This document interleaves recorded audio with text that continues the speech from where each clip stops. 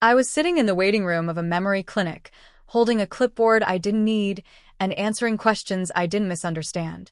Across the room, a younger woman tapped away on her phone, sighing impatiently like she had better places to be. She looked up briefly and whispered something to the receptionist. She forgets a lot now. Poor thing. That woman was my daughter. What no one in that room knew was that I remembered everything. Every tear she'd ignored. Every lie she'd told. Every secret she'd whispered to others, thinking I'd never piece it all together. But I did. Because memory doesn't fade when pain is attached. It sharpens. It becomes a vault. And I was about to unlock it, not just for myself, but for the world. Not too long ago, I was sleeping on a friend's sofa after losing my home. People thought I was done for. Forgotten. Irrelevant. I was called senile, old-fashioned, and sometimes dead weight. They didn't know the truth, that I had quietly rebuilt my life through one smart decision at a time, starting with learning how to use technology. While my daughter called me forgetful, I was teaching myself how to use encrypted apps, voice recorders, and data backups. I started noticing things. Receipts that didn't match what she told her husband, late-night calls from blocked numbers, money vanishing from joint accounts I'd opened for safety. She was slowly making me look unfit to control what little I had left. A calculated campaign to paint me as weak.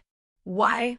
Because buried deep in my files, in a safe she didn't know existed, was the original deed to the family home and my updated will. But I didn't react. Not right away. Instead, I played the role. I let her correct my stories at dinner. I let her take over my medications. I smiled when she told her friends, she's not who she used to be. What she didn't realize is that I was never more myself than in those moments.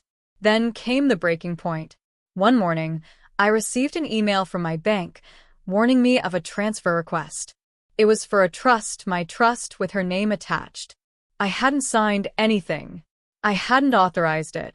That's when I knew she wasn't just manipulating me emotionally. She was preparing to erase me completely, financially, legally, and socially.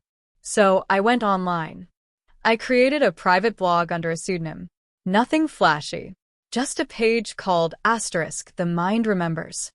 Every post? A calm, chronological recollection of memories, complete with time-stamped proof, audio clips, text screenshots, photos, emails. Secrets she thought I'd never piece together. Stories about her gambling debts. A car accident she blamed on someone else.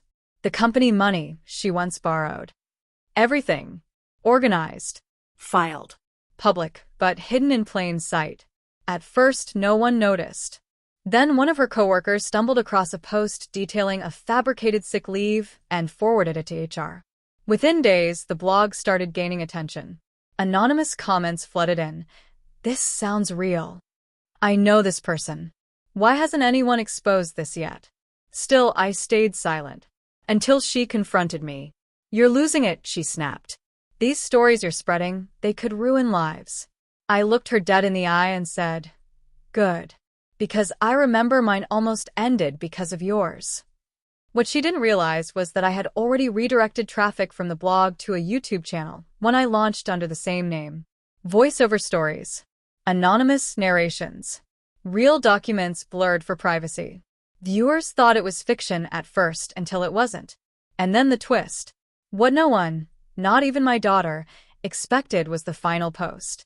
One I uploaded quietly at midnight, a live reading of my updated will. In it I detailed everything. Who tried to erase me. Who helped me rebuild.